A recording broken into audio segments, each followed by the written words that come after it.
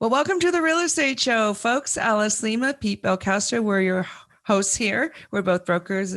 John L. Scott here in Southern Oregon. And we've had another super interesting week here in the housing market in Southern Oregon. Pete, why don't you bring us up to speed with how things went with you? Well, I would say, first of all, the state of Oregon and the governor in these lockdowns, now here this weekend, we're lifted. And so she says it's not going to come back again. That's really good news, I think, for the economy, Alice. But, there's really big problems out there because there's nobody to hire. And restaurants and businesses are really, really struggling to find help. I've never seen anything like it. Many of the businesses that I know, they literally are closing down for parts of the day because they don't have any help. Mm-hmm. So got a real problem with that. Does it affect into the housing market? I don't know, because there's so much. The wages have gone up, so I think that can affect. Wages have gone up, prices have gone up. So we're seeing really a dynamic go in our market. Over half the market in Jackson County is 500,000 and above. It's been that way for some time. We saw some luxury home sales, a lot of them this last week. What's going on there? So the market continues to, listings come on and they go off pretty darn fast, especially below 500,000. That's really the top dog there. And interest rates are holding steady. They haven't really risen too much in the last few weeks, so that's good news for buyers. But it's still a changing and a dynamic market, and that's why you need to know what you're doing to enter it, right? I mean, you don't want to do this blindly, or you're just going to be really wasting your time trying to find something. Well, and I know the prices are high, but I don't want that to scare people because it's really about what your payment is. And so we're having to spend a lot of educational time with buyers saying, yes, the house is X number of dollars. But for example, if you get a mortgage on a $380,000 house and your credit is good enough to get a 3% or a 3.2% mortgage, you're looking at maybe a $2,500 a month payment. And so that is a lot of money, but it also is a perspective of if 4 years ago you were at a 5% interest rate, you wouldn't be spending 300 and something, you'd be spending 200 and something. So yes, the prices are high, but it's all relative, and we want to check the payment. Only if you have money to pay for it. Hey, today on our show, speaking of housing, State Representative Pam Marsh from Ashland is going to join us. So we're going to talk about kind of the new ideas, things coming up from Salem that are converting motels into housing, about housing issues in the state legislature, mortgage interest deduction, all that. We're going to get Pam's perspective on, and I can't wait to talk to her to see what she's got to say about these housing rental issues that are so dominant in our communities. So we'll be right back after a word from our sponsors. Do not touch that dial. Well, welcome back to the Real Estate Show, folks. I'm Alice Lima here with my co-host, Pete Belcastro. We're both real estate brokers here in Southern Oregon with John L. Scott. We're so excited to welcome Representative Pam Marsh from the state of Oregon legislature. Welcome, Pam. We're so happy to have you. Thank you. It's so fun to be here with you. And, initially our reason for reaching out to you was to talk about some of the changes that have happened in the downtown Medford area. And I understand in Ashland with some of the hotel purchases. And I did not realize that was your baby, that you were very instrumental in bringing that about. True. So there are really a couple different approaches to the hotels. One is through state investment and nonprofits that are managing them. And then we have a company that's come to town that's taken ownership and management of 4 different facilities in Medford that are also contributing to housing people after the wildfire. So it's turning out that hotels that aren't at the peak of their operations anymore can really be just wonderful places to house people, either people who were homeless before fires or people who have become homeless as a result of the fires. Well, it's a fascinating concept. I'm particularly interested in, I know Pete's got a lot of questions too, but the mechanics of it, because a hotel or a motel is a certain kind of zoning and an apartment or a residential is different. And yeah, so how does all that work just logistically? Well, it turns out it really depends on the local community and what's on their books. We have Project Turnkey is the state program that's investing $65 million to purchase hotels and motels across the state of Oregon and put them into use In wildfire impacted areas, there'll be an emphasis on taking in wildfire survivors. In the balance of the state, the objective is really people who are houseless or veterans. The projects really reflect the needs on the ground. So through this state program, we've been able to buy one project in Ashland being managed by ORA, a nonprofit, stands for Options for Housing Residents of Ashland. And then in Medford, we have another program that's being managed by Road Retreat, and the city of Medford was also a partner in that application. Those hotels, because of the way we have zoning on the books in Ashland and Medford, we're able to proceed directly to provide shelter. There are other communities where there are zoning issues or there's a need for a conditional use permit. So we just passed, and the governor signed today, so this is very timely, or maybe it was yesterday, legislation that says that hotels and motels that are close to transportation and within a urban growth boundary can be used as a stated use as shelters, or on the long term as low income housing. And there's certain requirements around that low income housing to make sure that it's managed by a nonprofit and it's going to serve the community. But as of this week, we have on the books legal permission to transition these facilities to shelter use. Wow, that's super cool. It's really cool. There were some of the project turnkey proposals in other parts of the state have really found themselves hung up on this zoning issue. And it's not that the communities don't want them, they do, but it's that the timeline that's required to get the conditional use permit or make the zoning change are such that the project becomes unviable. So now we've cut through that red tape. You know, one of the things that happened, Pam, and first of all, welcome. We're really glad to have you here, because you're in the middle of a legislative session right now that I can't even imagine what must be going on, and how you know, the challenges that you face with this thing, and especially just on the issue of real estate and rentals is just enormous. So what's happening with Project Turnkey, I think, is really good, but it's also you're involved with the state government part. There's a lot of private sector thing going on with hotels also, as you know. The end of the con in Medford, the Carillon Hotel in Klamath Falls, for example, are all being converted into what are called, you know, extended stays for trying to get people into smaller units and things like that. And it seems like that of all the things we've talked about in 13 years of doing this show, that this is probably the most significant thing that I've seen to solve the issues of getting people into smaller units. But, you know, but it's going to be expensive to do in that kind of thing. And do we have enough umption to do it? And the other thing was that some hotels that have been purchased, people were already living in them.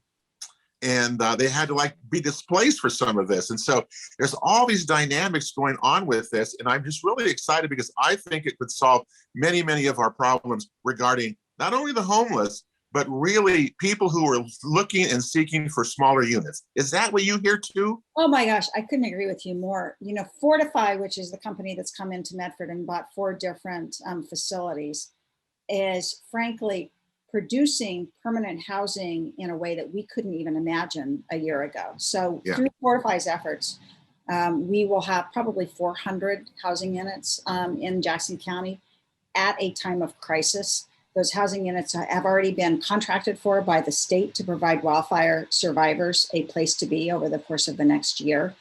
What would we do if we didn't have 400 of those hotel units that have come forward? They are hotel rooms right now. We know there's a limits to that, but they will be converting them over the course of the next year and a half to studio apartments. In some cases, I think we'll see adjacent rooms that are connected to provide a bigger space for a family or a couple with a kid or something like that. And again, it's for, as you know, it's for smaller households, but for a person, a couple, a single parent, a couple with a child or two, it's certainly a place to land for a while. And for many people, it's a great long-term option. You know, I think of the old single occupancy hotels that existed in many urban areas that were really modeled something very similar to this. Many of us don't need a whole lot of private space. We need some space to put our stuff and to sleep and to do basic functions and to cook a little bit, but we don't need mansions. And so I think what we're doing here is very quickly creating units that just add tremendous vitality to our housing sector. You know, and they're adding. Some of these are pretty nice. I've been in several of the rooms that have been remodeled in these hotels, for the, not the state ones, but the private sector ones, and they're converting them into kitchenettes. You're right; they can make 2 bedrooms out of them by using more rooms for small families. It just seems like it's a really smart thing and a great way to solve this issue that we have just been unable to deal with. As you know, with so much demand that we're seeing. And so I think that's going to be a good program, and I hope it works. You know, the biggest question, though, Pam, is the affordability of it. I mean, is it going to cost the state's going to have to pay, you know, the rents for some of these, I assume, for a lot of this? And can we do that sustainably for it on into the future? Or how do we pay for that as we go along, do you think? Well, I think right now we're in a crisis, right? We've just had a fire that's displaced 2,500 households in Jackson County alone, 2,600 maybe. And so the state has got to step in and help people, or else we will have a humanitarian disaster. So if we have to throw some money at the process of doing this over the next year, that's what we have to do. On the long term, I think these units, I mean, we'll see. There's a couple different options. They could be contracted in whole by community organizations that agree to manage them and place people and try and do case management around the occupants, or they could be provided on the private market through the owner of the facilities. And I think, you know, even if they aren't subsidized, they're smaller, they're more contained, and so I think we can assume that the rents fall at the bottom of the housing market. Now, we have a bigger conversation there because we have a rental housing market that is skewing high. We know that, especially after the fires. But if you have a smaller, more contained place, it's going to be more affordable on a relative basis for sure. Well, I think there's a lot of need for that reentry. If you go through a divorce, if you have a fire, if you're in recovery, if you're having some kind of life episode that takes you off track and you're trying to get going. And I love the reference you made to the old hotels. And in the old days, the YMCA used to provide rooms like that. And I had forgotten that used to be a really big part of our entry level housing that has kind of gone by the wayside. Absolutely. Well, again, we are getting, I think, more realistic about what people really need to be happy, and they do need a space, and they again need a place to put their stuff, and they need a community where they have an identity and feel welcome and a sense of belonging. And that can happen with a relatively small square footage. Well, this might actually end up being really great for our youngers. Absolutely. Who are still living at home. Absolutely. And this is all happening, of course, at a time when our tourism market has changed pretty dramatically in terms of what tourists are looking for when they travel. So these hotels typically are just not meeting our current ideas about what contemporary tourism housing should provide to people. So as they fall out of favor with tourists, we can reconnect them to housing and use them still for decades to come, because there's nothing wrong with the buildings and the shells. And if we are using them in a way where that the market demands, which is really a different kind of housing than quick overnight accommodations. How sensible is that? Yeah, well, you're creating new communities out of these places, out of hotels, which I think is really good. Let me ask you this. Do you get a lot of housing rental type issues, calls from people in Salem when you're there? Or tell us just a little bit about what you're hearing regarding all the housing issues, the kinds of things that we're talking about from constituents or as a legislator. What do you hear, Pam? Well, I think for our region and for the state as a whole, housing has really worked its way up to one of the top issues that we have, maybe at the top. Okay. Housing and homelessness are the things that I hear about all the time. And of course, in Jackson County, it's an acute situation because we had minimal housing before the wildfire. Now we have a wildfire. We are seeing vacancy rates of less than 1%. We're certainly hearing reports of costs going up, and you all probably know that better than anybody because you're right in the middle of it. So we've got to figure out a way to expand the housing market, both in terms of zoning density, in terms of looking at possible expansion of city limits. But of course, the limitation is way before we ever start looking for more land, that we are short on supplies to rebuild, and we are short on labor to do that rebuilding for people who lost their homes in Talent, in Phoenix, a little bit of Ashland. That's what I hear over and over again is the cost of a 2x4, the cost of a sheet of plywood, what it cost last week, what it cost this week, and the difficulty of finding people to do the work. So I think the issue right now is less about places to build as it is about capacity to build. And the criticalness of what you said of skilled labor in our state is so enormous in how you get that gap for in education, because we have a huge gap in terms of skilled labor. You go right now anywhere, I think in our region, and Alice, you know this as well, try to find, contractors, plumbers, the kinds of skilled laborers that we need. And you're on waiting lists of months and months out. And you're right, prices are going up. The lumber, I bought a 2x4 the other day at Home Depot for $10. Yeah, for right. a 2x4.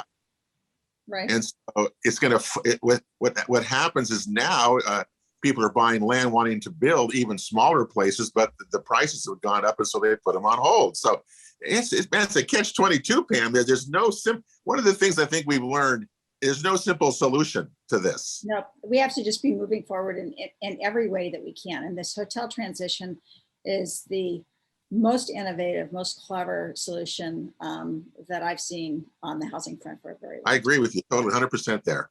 And we've got a quick break coming up, folks. We're speaking with Representative Pam Marsh. Thank you so much for giving us your time.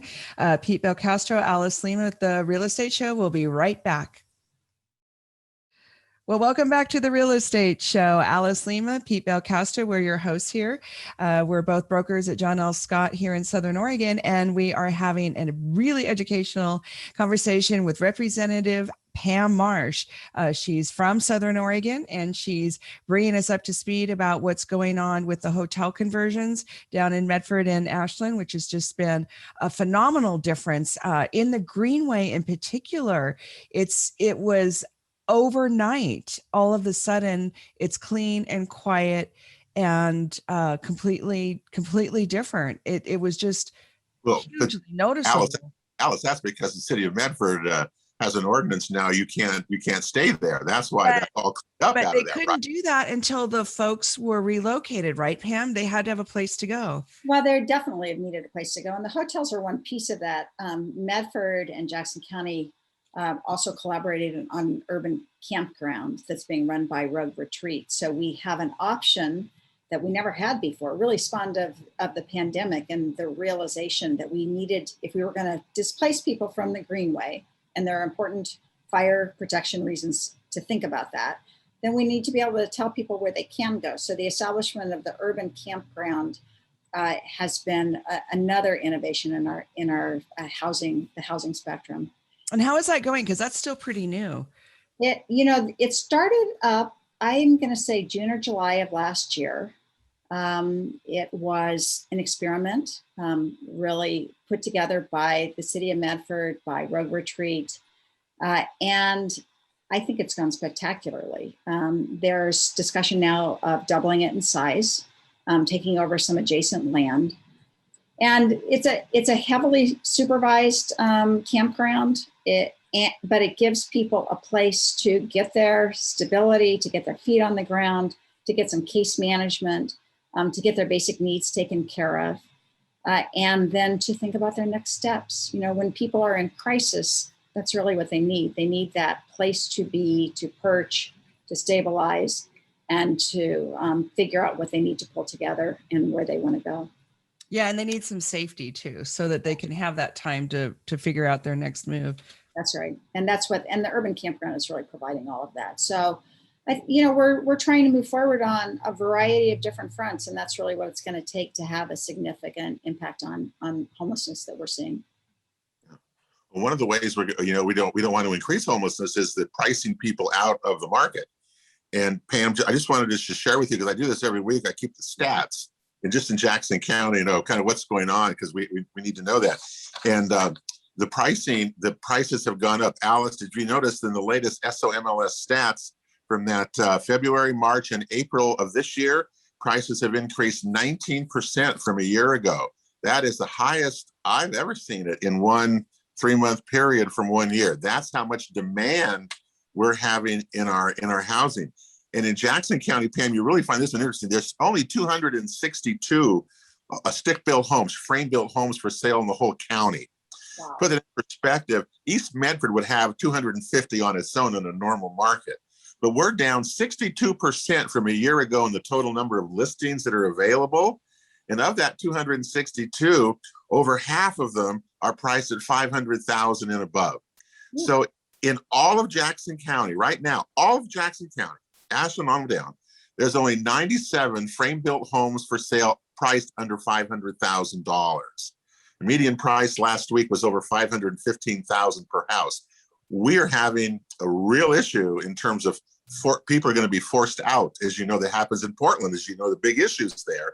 Look, it's coming our way, and it may be here because we've seen prices. I've never seen prices jump this high, this fast. Alice, in rural properties, they increased 27% from a year ago. So, wow, we really have tightness in our market. You can see great demand for it, and a housing inventory that is just record low. It's really makes it so difficult for buyers and sellers, especially for buyers right now.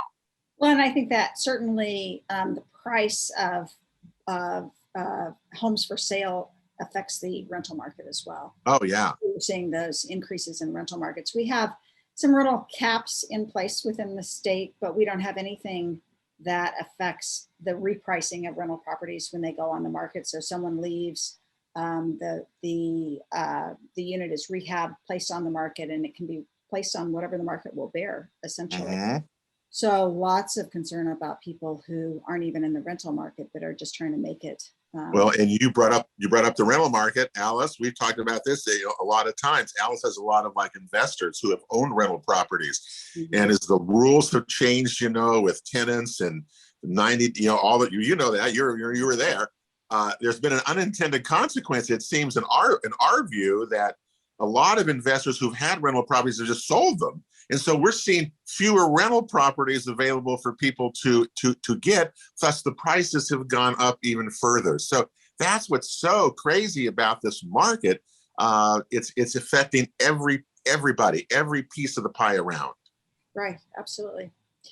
No, it's dire times. And I had the impression, did you start to see those trends before wildfires? Because I've certainly had the impression that the pandemic pushed people to think about where they wanted to be and how stable they wanted to be, and that there was more demand on the purchase market.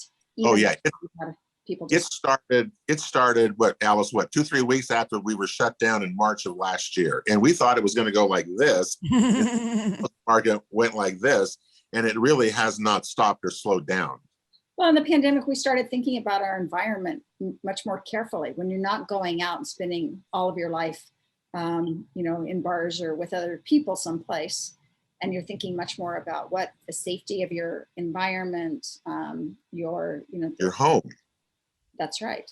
You're much more building a home, which has also driven the price of construction materials, I think, because everybody took on decided to build a back deck or remodel their bathroom. So we do-it-yourselfers have driven the market for supplies as well. No, the supply chain kind of sloughed off a little bit because they thought, like Pete and I did, oh, we're going to have a lull here. And then the other thing I just wanted to tag on to what you said, Pam, is it's not only just sitting around looking at your environment, but it really brought home who you want to be with and how important it is to not live across the country anymore, because going back and forth on a plane was fine 18 months ago, not so much now. And so the demand for the multifamily properties actually skyrocketed because nobody wants to actually live with somebody, but they want them next door. They want their own kitchen, their own bathroom kind of thing. So all of a sudden, 2 years ago, you could buy a duplex for $200,000. Now they're almost $3, and the big fourplexes and up, they're $200,000 a door now, when they used to be $100,000 a door. So that's almost double. Well, I personally my husband and I live in a house on our lot, and my mom, who's 92, lives in a cottage right behind us. So she has her own place, and we have dinner together. And That's I perfect. highly endorse this lifestyle. It makes all Yeah. the sense in the world, right? To be able to have a place and to be able to share dinners and be together no matter what Okay. But comes. they You, could still have their independence. And it's how it used to be. Like when I was a little girl, my grandmother and my great uncle and all those people that were down there in Salinas, they all lived together in that same old house. Yeah. And that's just what they did. It was amazing. Yeah. well, what we're seeing a lot are multi-family people. Exactly, Alice. What people are wanting is multi-family units together. If they can be together, and those properties go off the market pretty darn fast. And so we're everything is happening that way. But the city of Medford, by the way, remember, Alice, the city of Medford provides now incentives for additional dwelling units, which is really wonderful, Pam. I wish other places would do that, or the state would endorse this, allowing plans, no systems development charges, to encourage more of those types of small housing units that you guys just talked about, because we need those just as well as we need the hotel conversions for this. Well, and we have done some pretty innovative zoning legislation over the past couple of years at the legislature. We have first addressed those backyard units, the accessory dwelling units, and really made them a requirement. They're an allowed use. And then the next thing that we did is to say that within the context of a single family neighborhood, you should be able to provide, assuming the lot will accommodate it, Right. duplexes, triplexes, cottage development. What we're trying to get back to is the vitality that's really provided in a neighborhood that accommodates lots of different kinds of people and lots of different kinds of units.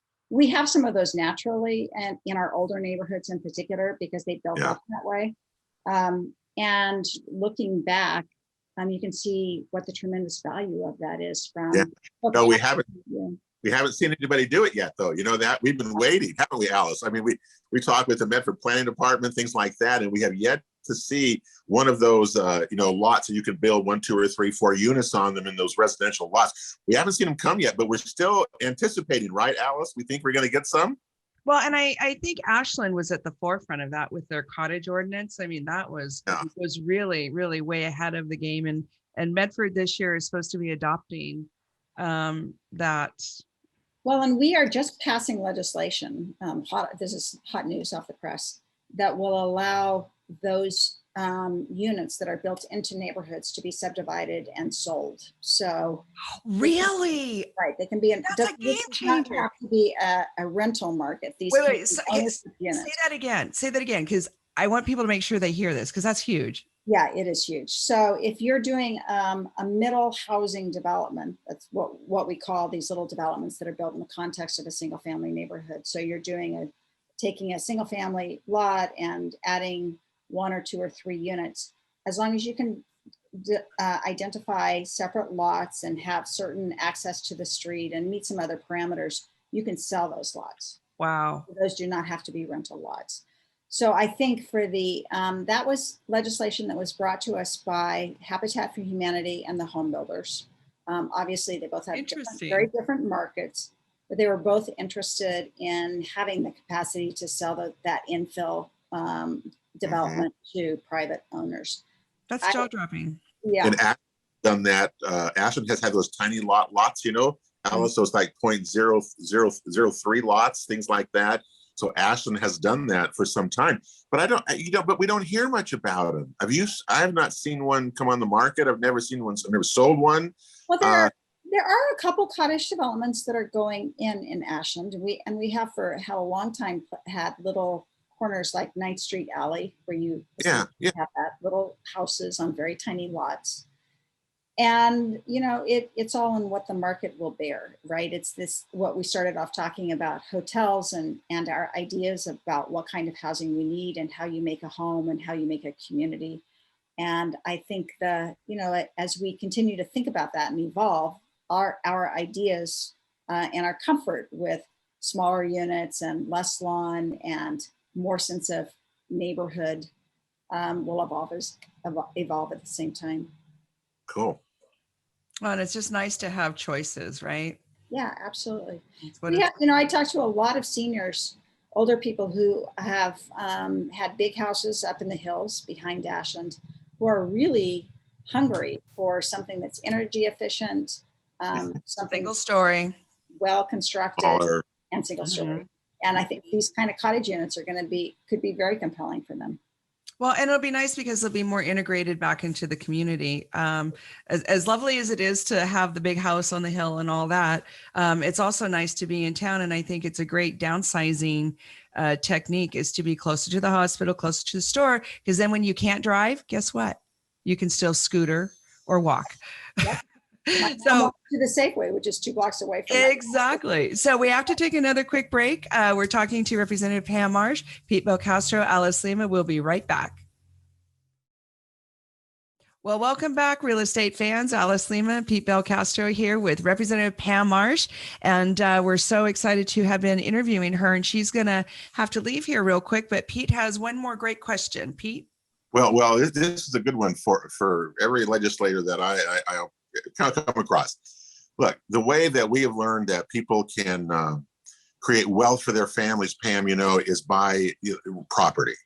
That's how, this is the whole American dream. You got to start somewhere, and the biggest purchase you're ever going to do is going to be your home. And this is how you create wealth. And, the part of it is that you've got taxes that are paid, and the legislature I know is having sessions about removing the tax exemption for your not property interest.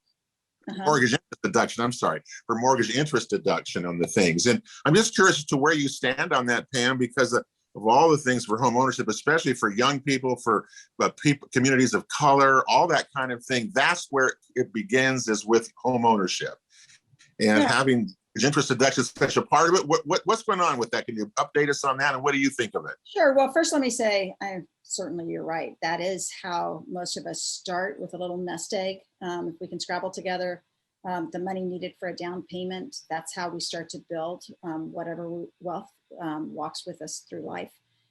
And we are working in that regard, we are working on various programs at the state level that will allow people the support that they need to really get that money together, to save money through IDA accounts, individual development accounts, and so forth, and to access some of the first-time home buyer programs at the state level to make it easier just to get in.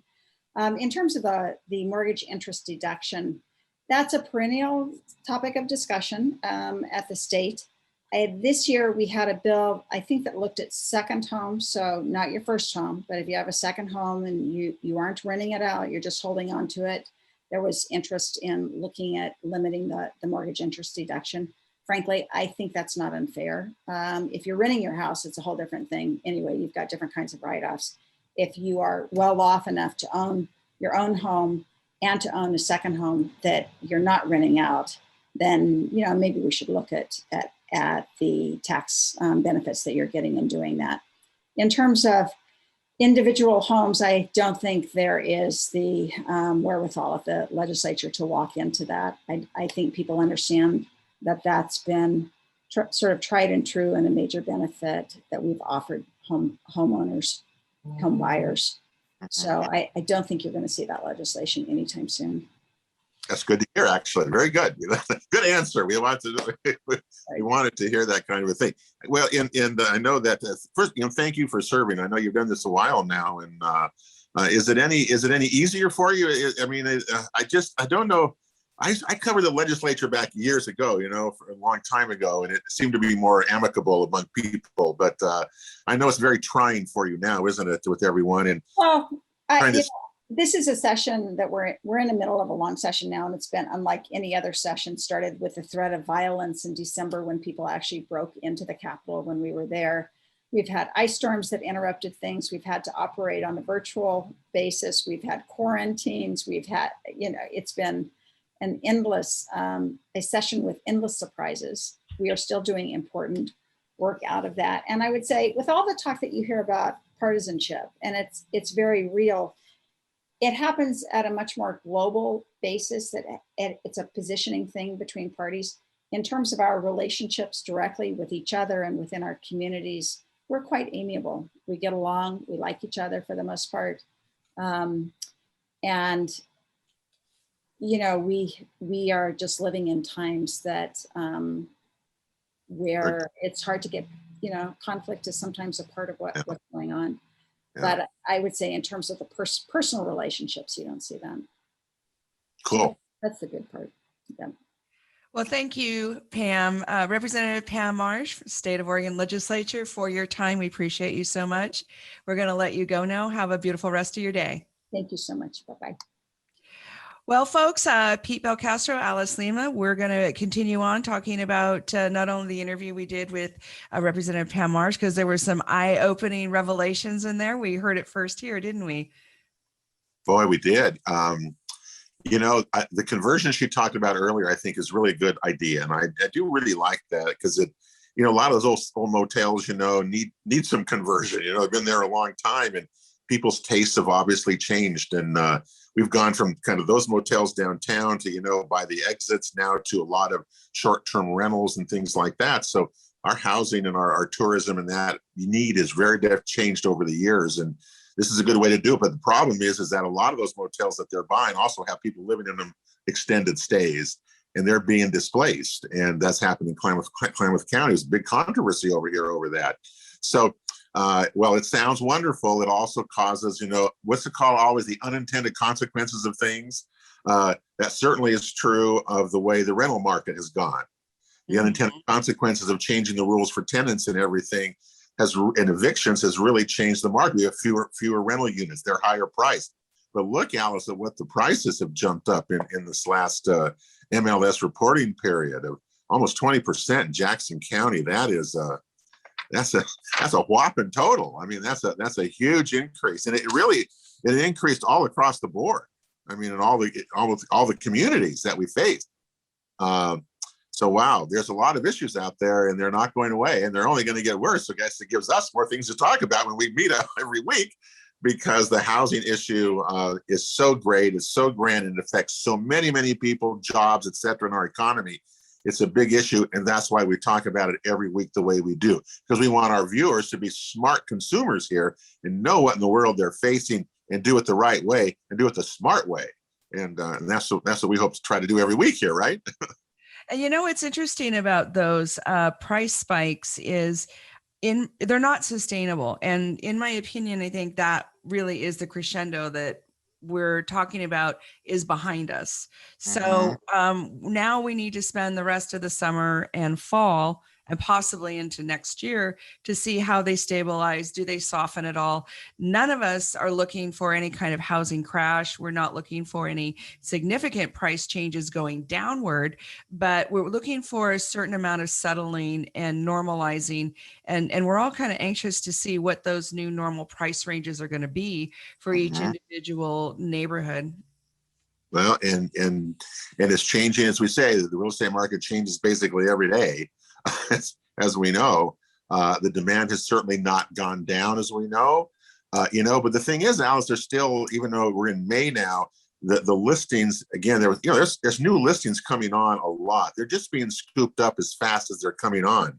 And the luxury market, in Jackson County last week, I've never seen this. I know if you have, there were 8 luxury home closings last week in Jackson County. Did you see that? I've never seen 8.